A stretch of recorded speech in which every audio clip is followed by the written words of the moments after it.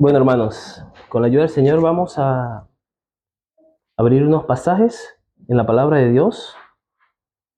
En estos días conversaba con mi esposa. Nosotros tenemos 5 sentidos. Y si uno se pone a ver, cada uno tiene cierta importancia. La palabra de Dios dice: bienaventurados los pies de los que llevan la palabra. Si podríamos decir el tacto. La convicción viene por el ¿qué? Por el oír. Y el oír, la palabra de Dios. Cuando el Señor Jesucristo resucitó, un discípulo dijo: si yo no metiere mi dedo, no creeré, ¿cierto? Pero uno de los que más, podría decir, tiene más relevancia es la vista. Y la palabra dice que el Dios de este siglo ha cegado el entendimiento para que no les resplandezca la luz del Evangelio. Entonces, si nosotros podríamos aplicar la vista en la parte física, es uno de los sentidos que más limita al hombre. Porque uno ve que hay personas que se encuentran sin piernas y se montan en patineta y con los brazos. Algunos que no tienen brazos y hasta comen con los pies. Pero cuando falla la vista, hay más limitación para hacer algunas actividades. Algunos usamos lentes y sabemos que es ver borroso o dificultar ver. Vamos a leer con ayuda del Señor el primer pasaje en Marcos.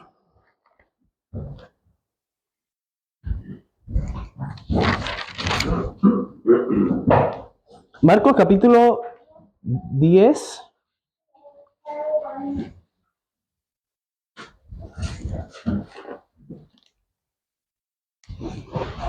Y ahí encontramos la importancia de lo que representaba la vista para un hombre. Marcos capítulo 10, versículo 46, y después vamos a leer los otros pasajes con la ayuda del Señor. Entonces, Marcos capítulo 10, versículo 46 dice: entonces vinieron a Jericó, y al salir de Jericó, él y sus discípulos y una gran multitud, Bartimeo el ciego, hijo de Timeo, estaba sentado junto al camino mendigando. Y oyendo que era Jesús Nazareno, comenzó a dar voces y a decir: Jesús, hijo de David, ten misericordia de mí. Y muchos le reprendían para que callase, pero él clamaba mucho más: Hijo de David, ten misericordia de mí. Entonces Jesús, deteniéndose, mandó a llamarle, y llamaron al ciego diciéndole: ten confianza, levántate, te llama. Él entonces, arrojando su capa, se levantó y vino a Jesús. Respondió Jesús y le dijo: ¿qué quieres que te haga? Y el ciego le dijo: Maestro, que recobre la vista. Aquí encontramos un hombre que tenía ciertas limitaciones. No podía trabajar, no podía ejercer una profesión y se encontraba en el camino mendigando. Y cuando encontramos que él se encontraba mendigando, podía escuchar. Y dice: vinieron a Jesús. Tal vez la fama de Jesús y sus discípulos: ya viene Jesús. El que hace milagros, el que alimenta, el que sana a los enfermos. Y él no desaprovechó la oportunidad. No podía ver de dónde venía, no podía pararse al camino, pero ¿qué es lo que hizo? Utilizó los recursos que tenía. Empezó a dar voces. Cuando dice aquí expresión dar voces, no es Jesús, no, es gritar, alzó la voz fervientemente. Dice: Jesús, hijo de David. Lo primero que él quería era: ten misericordia de mí. Y muchos le reprendían para que callase, pero él clamaba mucho más. La necesidad que sentía en su corazón era: la oportunidad está ahora. Jesús está acá. Yo quiero que él tenga misericordia de mí. Y él los llamaron, dice allí: ten confianza, levántate, te llama. Él entonces, arrojando su capa, se despojó de lo único que tal vez tenía, que era la capa para cubrirse del sol, del viento, de la tierra. Vino a Jesús. Y respondió Jesús y le dijo: ¿qué quieres que te haga? Él podía pedir muchas cosas. En una oportunidad yo escuchaba a un hermano predicar sobre este pasaje y él decía: dile a cada uno de los que está aquí que me dé 10 pesos, porque él estaba mendigando. Y venía tal vez una gran multitud. Y él podía pedir lo que quisiera en ese momento, pero dice, ¿qué quieres que te haga? Y lo importante para él era recobrar su vista. Entonces Jesús le dijo, vete, tu fe te ha salvado. Y enseguida recobró la vista. Pero él no se fue. El cambio de él proyectó para el futuro. Dice, y seguía a Jesús en el camino. Él clamó por misericordia. Alcanzó el objetivo, era, necesito que tengas misericordia de mí. Manifiéstala a través de recobrar la vista. Pero él no se fue, él fue agradecido. Y dice, y seguía en el camino. La importancia de la vista, aquel hombre tal vez algún momento la tuvo porque dice, recobró la vista, pero a través de la misericordia de Dios. Y estaba pensando, hermano, si el Señor nos permite y nos da tiempo, en la vista, la mirada. ¿Hacia dónde está puesta nuestra mirada? Hay algunas situaciones en la palabra de Dios donde encontramos una mirada hacia el cielo, una mirada hacia adelante, una mirada hacia un lugar vacío y una mirada hacia atrás. Entonces, vamos al segundo pasaje con la ayuda del Señor.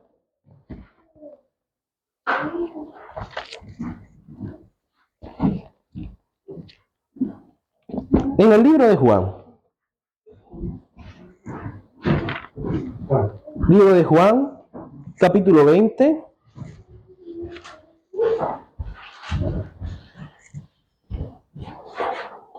Ahí encontramos, yo lo he titulado, una mirada adentro.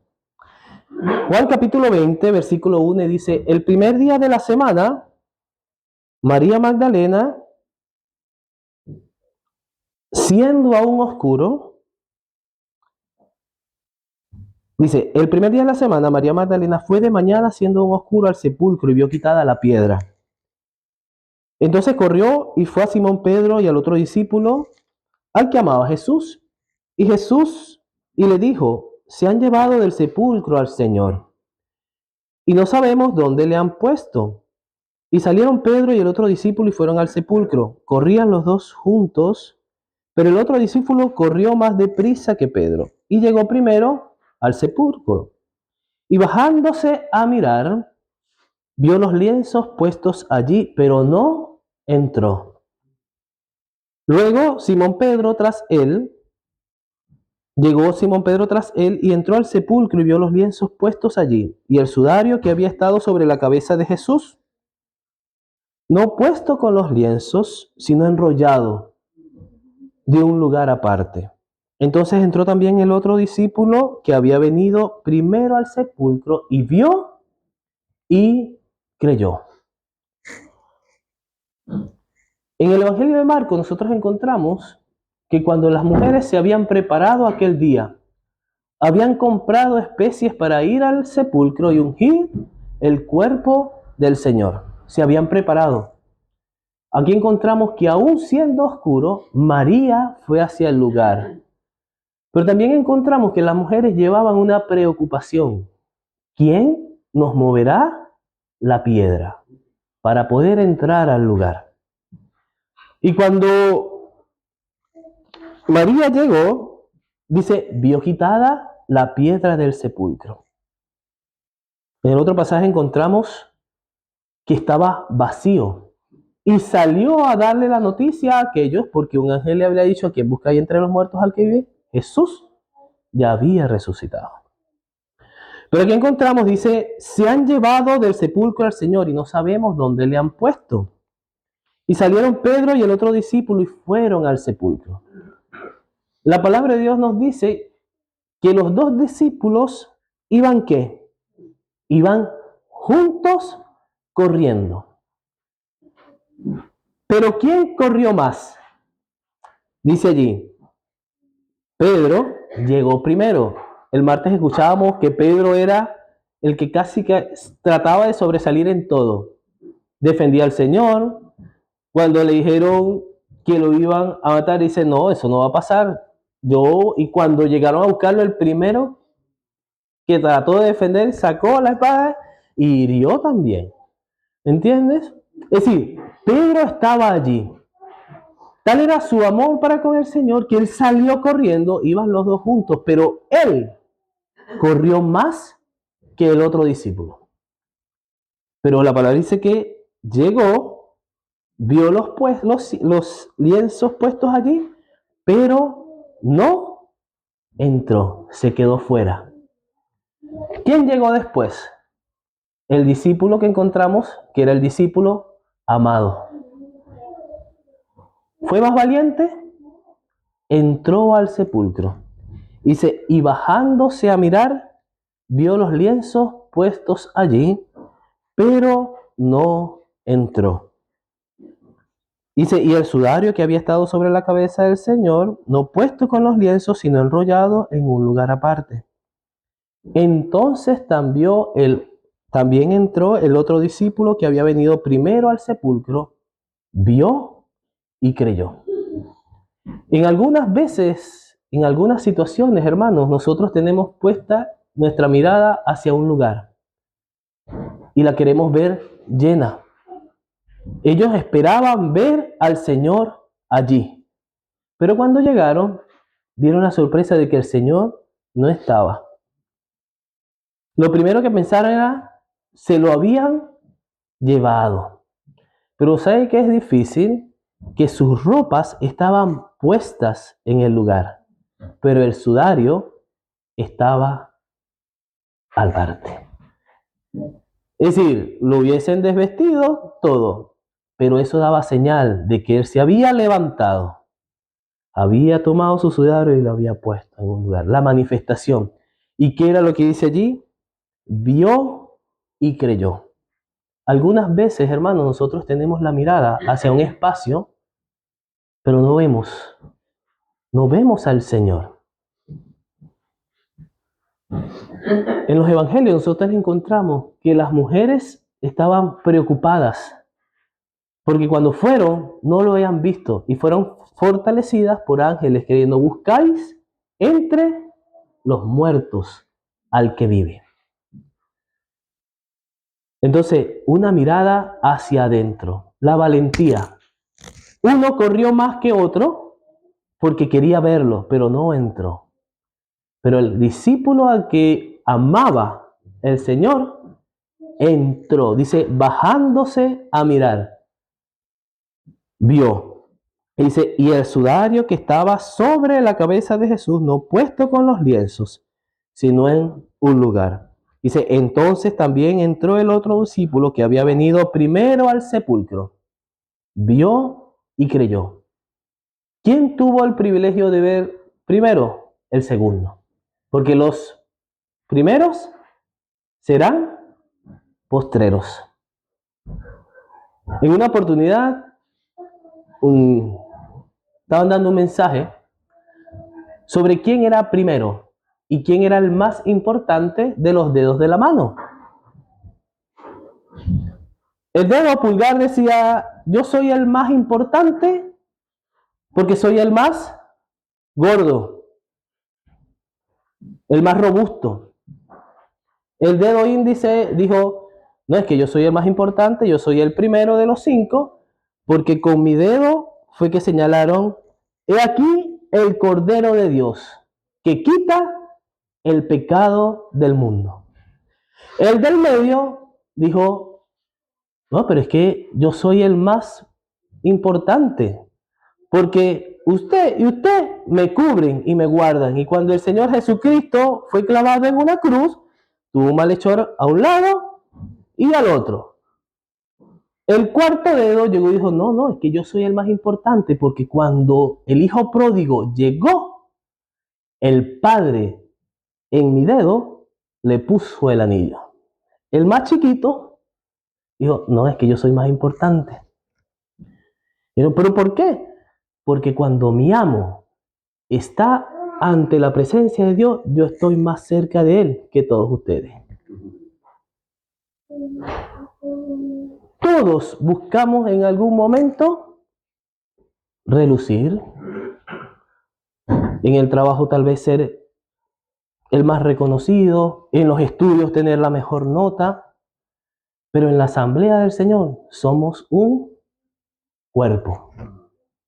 Todos tenemos una importancia. Tal vez si aquellos dos hubiesen llegado juntos tal vez hubiesen entrado. Pero hay momentos en nuestra vida que necesitamos el apoyo del otro. Tal vez él llegó, pero al verse solo, se esperó. Y el otro fue el que entró. Entonces la importancia de no solamente buscar mirar adentro, sino también tener la oportunidad de que con otros tengamos la valentía y el esfuerzo. Otro pasaje lo tenemos en el libro de Hechos. Todos encontramos y sabemos la historia de Esteban. Esteban quiere decir victorioso, coronado. En el capítulo 7 encontramos la defensa y muerte de Esteban. La palabra de Dios nos dice, Esteban, que era ¿qué? Que era un hombre lleno del Espíritu Santo. Era uno de los pilares en la iglesia. Y cuando le tocó defender la palabra de Dios, en aquel momento él hizo una predicación completa y empezó a mencionarles desde todas las cosas que habían acontecido hasta cuando habían crucificado al Señor. Versículo 7. Capítulo 7, perdón. Capítulo 6, versículo 8 dice, y Esteban lleno de gracia y de poder, hacía prodigios y señales entre el pueblo. Entonces se levantaron unos de la sinagoga llamada de los libertos y de los de Cirene, de Alejandría, de Sicilia y de Asia, disputando con Esteban, pero no podían resistir a la sabiduría y al espíritu con que hablaba. Entonces, ¿a qué apelaron ellos? A los sobornos, a testigos falsos. Versículo 12 dice, y se levantaron al pueblo, a los ancianos, a los escribas, arremetiendo, le levantaron y le trajeron al concilio. Versículo 13, y pusieron testigos falsos que decían, este hombre no cesa de hablar palabras blasfemas contra este lugar y contra la ley. En el capítulo 7, versículo 2, encontramos que empieza la defensa. Varones, hermanos, padres, oíd. Él apeló al oído, a que ellos atendieran a lo que él les iba a decir. Más adelante encontramos que cuando él habla, dice, versículo 51, duros de cerviz, incircuncisos de corazón, capítulo 7, y de oído, vosotros resistís al Espíritu Santo como vuestros padres, así también vosotros. Vosotros, versículo 53, que recibiste la ley por disposición de ángel y no la guardasteis, oyendo estas cosas, se enfurecían en sus corazones y crujían los dientes contra él. Pero Esteban, ahí es lo que quiero que leamos, lleno del Espíritu Santo, puesto los ojos en el cielo, vio la gloria de Dios y a Jesús que estaba a la diestra de Dios. Y dijo, he aquí veo los cielos abiertos y al Hijo del Hombre que está a la diestra. Y echándole fuera de la ciudad, le apedrearon y los testigos pusieron sus ropas a los pies de un joven que se llamaba Saulo. Y apedreaban a Esteban mientras él invocaba y decía, Señor Jesús, recibe mi espíritu. Y puesto de rodillas, clamó a gran voz, Señor, no les tomes en cuenta este pecado. Y habiendo dicho esto, durmió. Hemos visto en la primera parte una mirada hacia adentro. Ahora tenemos una mirada puesta hacia el cielo. Pero, ¿qué encontramos acá? Un hombre que se había entregado a predicar el Evangelio. Encontramos uno de los primeros, si podría decir, el primer mártir de la iglesia. Y aún defendiendo el mensaje, él aguardaba.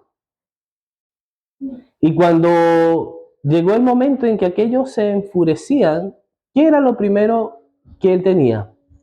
Él decía, pero Esteban, lleno del Espíritu Santo, puesto los ojos en el cielo, vio la gloria de Dios. Hermanos, ¿hacia dónde está nuestra mirada cuando estamos en un proceso de tribulación, en un momento de dificultad? Damos gracias a Dios porque tenemos libertad de culto, podemos anunciar el Evangelio, podemos predicar. Pero hay lugares donde identificarse como cristiano es perder la vida en cualquier momento. Es estar dispuesto a que en cualquier momento sea encarcelado. De sufrir por el Evangelio. En una oportunidad un hermano nos decía que había una iglesia donde cada uno de los hermanos tenía una hoja de la Biblia porque tenerla toda era un delito. Y cuando se reunían llevaban la hoja porque así podían compartir entre los hermanos y leer la palabra de Dios. Y hemos escuchado cómo se ha sufrido en tantos lugares donde han perseguido a cristianos, aún en nuestros días, simplemente por anunciar el Evangelio. ¿Tenemos miedo? ¿Tenemos temor? ¿Anunciamos el Evangelio a nuestros compañeros, a nuestros vecinos? Sabemos que los tiempos son difíciles, pero más cerca está la venida del Señor. Y tenemos que demostrarle a otros lo que Cristo ha hecho en mí. Tal vez con nuestro testimonio, tal vez con nuestra manera de comportarnos, tal vez con nuestra manera de hablar. Para nuestros vecinos, eso es un testimonio ante Dios. Pero aquí dice que aquellos hombres se enfurecían porque no podían resistir la sabiduría que había en él. Y él, lleno del Espíritu Santo, puesto los ojos en el cielo. Ahí tuvo, si podíamos decir, una confirmación de que Dios y el Señor estaban mirando lo que estaba aconteciendo en ese lugar. Y dice, vio la gloria de Dios y a Jesús que estaba a la diestra de Dios y le dijo, he aquí, veo los cielos abiertos. No había tinieblas, no había una lluvia. Los cielos estaban despejados y él podía ver la presencia de Dios. Dice, y al Hijo del Hombre. Hay otras expresiones donde encontramos al Hijo del Hombre que nos habla de nuestro Señor Jesucristo, que está a la diestra de Dios. Entonces ellos, dando grandes voces, se taparon los oídos y arremetieron a una contra él. Y echando fuera de la ciudad, le apedrearon. Y los testigos pusieron sus ropas a los pies de un joven llamado Saulo. Esa experiencia sirvió para que tiempo después aquel joven pudiera pensar, porque la misma palabra dice, Saulo consentía en la muerte de este joven.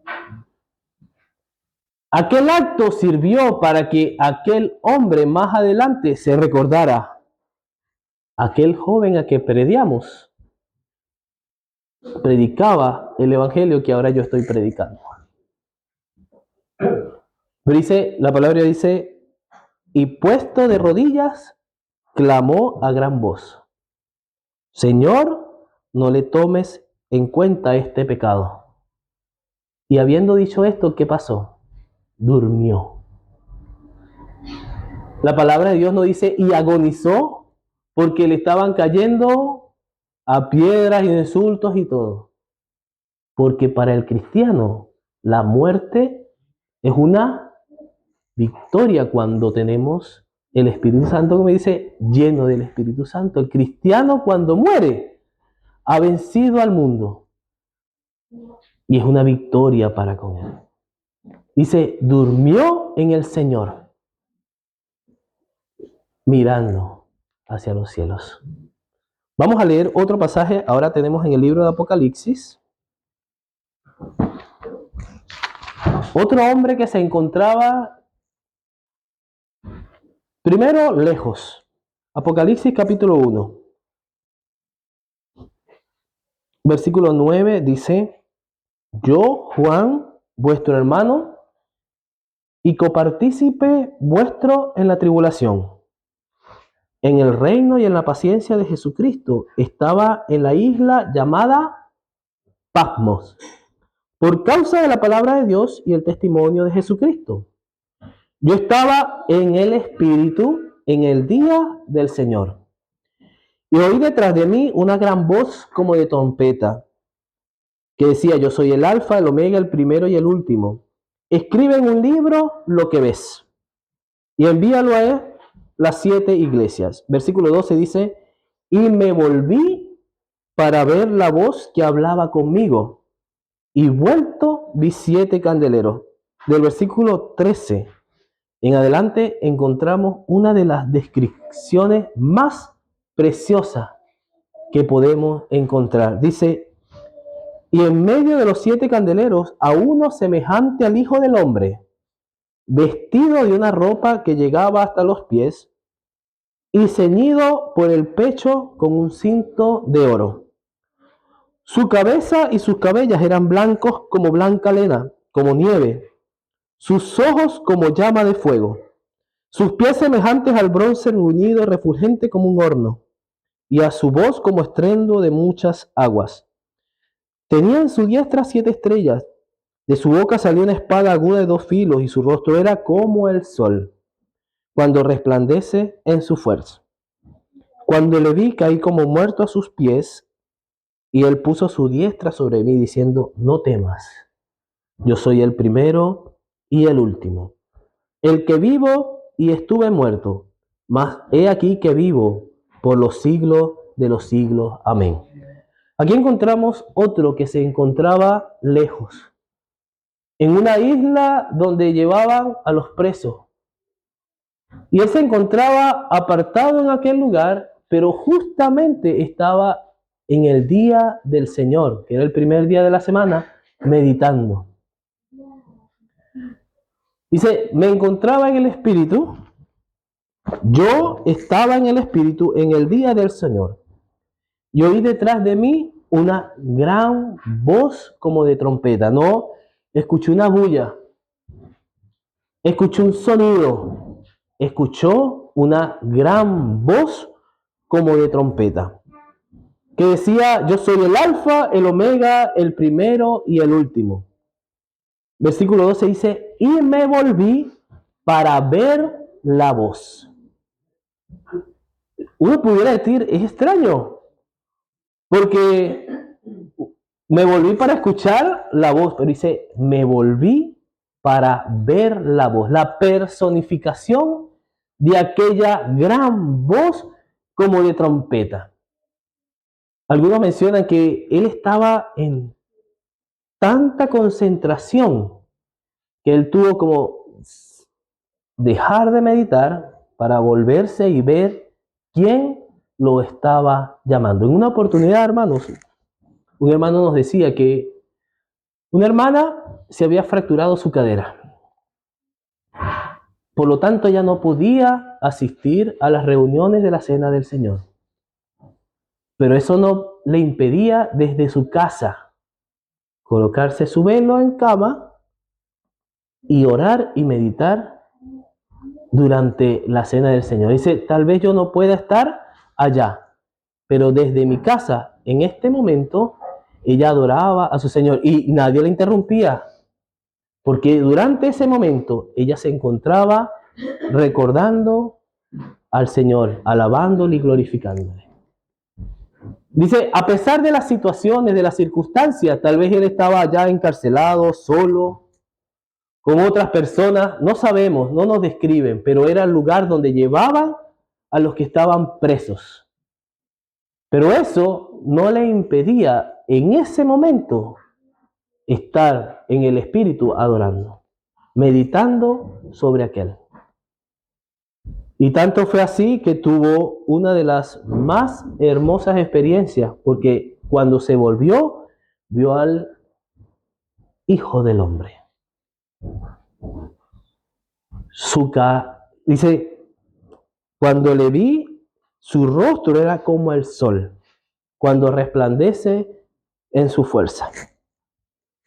Su cabeza y sus cabellos eran blancos, como blanca lana, su ropa, su cinto, su corona, es decir, el poder y la gloria de aquel que en algún momento habían desfigurado, de aquel que había perdido el parecer, resucitado en victoria, coronado. Aquel que había nacido para vencer, el que era el primero y el último, estaba allí. ¿Y qué es lo grato? Él dice, no temas. Él puso su diestra sobre él. Cuando le vi, caí como muerto a sus pies, y él puso su diestra sobre mí, diciéndome, no temas. Yo soy el primero y el último, el que vivo y estuve muerto. Confirmaba que había muerto, el que vivo y estuve muerto. Mas he aquí que vivo por los siglos de los siglos. Amén. ¿Sabe, hermano? Cuando estamos en algún momento de tribulación, en algún momento de dificultad, porque somos humanos, pasamos por muchas situaciones. Es grato cuando tal vez no veamos al Señor, pero sentimos su mano fortaleciendo. No temas. Yo soy el que da las fuerzas al caído, al que levanta para continuar. Aún los jóvenes, con su fuerza, con su ímpetu, necesitan esa diestra en la mano y decirle, no temas.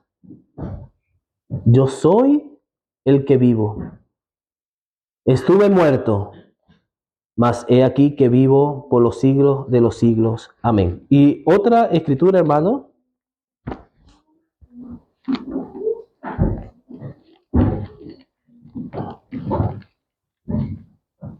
La tenemos en el libro de los Hechos. Libro de los Hebreos. El contraste de Juan en la isla de Patmos es el lugar de la calavera, donde el Señor no tenía ropas blancas, donde tal vez su rostro no rugía como el sol. Allí estaba colgado en un lugar donde todos los que pasaban le miraban. La palabra dice, y la multitud de los que estaban allí le injuriaban. Todo el que pasaba por aquel lugar le podía ver.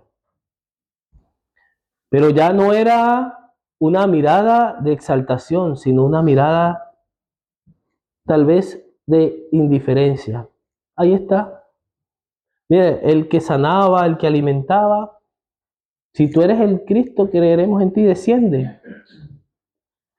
La palabra de Dios nos dice que las mujeres lo miraban ¿de dónde? De lejos. Pero hubo un hombre que estaba allí cerca del Señor, que cuando vio todo lo que había acontecido, la palabra dice el espectáculo, aquel evento, cuando vio lo que había acontecido, se volvió diciendo que verdaderamente este era hijo de Dios. Pero acá encontramos una de las últimas referencias que vamos a leer. Dice versículo 12, por tanto nosotros también, versículo 1, perdón, del capítulo 12, del libro de los Hebreos. Por tanto, nosotros también teniendo en derredor nuestra tan grande nube de testigos. Despojémonos de todo peso y del pecado que nos asedia y corramos con paciencia la carrera que tenemos por delante. Puesto los ojos en Jesús, el autor y consumador de la fe, el cual por el gozo puesto delante de él sufrió la cruz, menospreciando el oprobio, y se sentó a la diestra del trono de Dios. Esa expresión dice, y corramos con paciencia la carrera que tenemos por delante, puesto los ojos en Jesús. Los corredores se ejercitan, estudian las carreras, ven cuánto kilometraje y tienen sus técnicas. En una oportunidad en Venezuela me tocó correr, estando joven, una maratón. Yo no me fui preparado. Me llevé unas medias de fútbol, me llegaban hasta acá arriba. Y eran 11 kilómetros, Chivacoa, una ciudad que es así. Cuando empezamos a correr hacia abajo era muy tranquilo, bien. Cuando llevábamos como 3 cuadras, la gente para refrescarnos con agua regaban hacia la calle. Cuando lleva como 3 cuadras, imagínense cómo estaban esas medias. Hasta abajo, pesadas. Yo decía, yo aquí ya no voy a aguantar. Y en ese momento, un joven empezó a correr a mi lado. Imagínense corriendo, cansado, uno no le da tiempo de hablar. Y él, un joven ejercitado, decía, sigue, mantén el ritmo, separa un poco más los pasos. Y yo, ¿quién es este? Vamos, ejercítate, vamos, tú puedes. Cuando llegamos la primera vuelta, bien. Cuando llegaba al segundo impulso, sigue, que ya faltan solamente dos vueltas otra vez, ¿me entiendes? Es decir, era la primera. Después hablando con aquel joven, él me decía, lo que pasa es que yo vengo de otro estado, pero no llegué a inscribirme. Y estaba solamente practicando, y practicando 11 kilómetros, eso, ¿me entiendes? Pero aquí dice, por tanto nosotros también teniendo en derredor nuestro tan grande nube, despojémonos de todo peso, de toda angustia, de toda necesidad, y corramos con paciencia la carrera que tenemos por delante. El desconocimiento me hizo llevar ropa que no era la adecuada. Pero qué importante es ver que alguien se detuvo para aconsejarme durante aquel momento. Hemos leído que aquellos 2 discípulos salieron corriendo juntos, pero uno se adelantó. ¿Qué nos dice acá? Dice, corramos, no corre. Dice, corramos con paciencia. Esto es una carrera. No es de relevo el que llegue primero. Es una carrera de resistencia, donde la paciencia y en comunidad, la idea es llegar juntos a la meta. Dice, despojémonos de todo peso y del pecado que nos asedia y corramos con paciencia la carrera que tenemos por delante. Una mirada hacia adelante. ¿Y hacia quién? Dice, puesto los ojos en Jesús, el autor y consumidor de la fe. Cuando uno está en una competencia, uno ve la meta. ¿Cuál es nuestra meta? Cristo. Los pilotos de carrera llevan un guía que le dice en tal vuelta tantos grados, en tal vuelta tantos grados, porque su mirada no puede desviarse. El simple hecho, bueno, nuestro hermano ha viajado hacia, yo no me imagino andar en esas curvas, me imagino que uno tiene que estar puesta la mirada al frente, porque el simple hecho de desviarse puede ocasionar una tragedia. ¿Hacia dónde está puesta nuestra mirada en nuestra carrera como cristianos?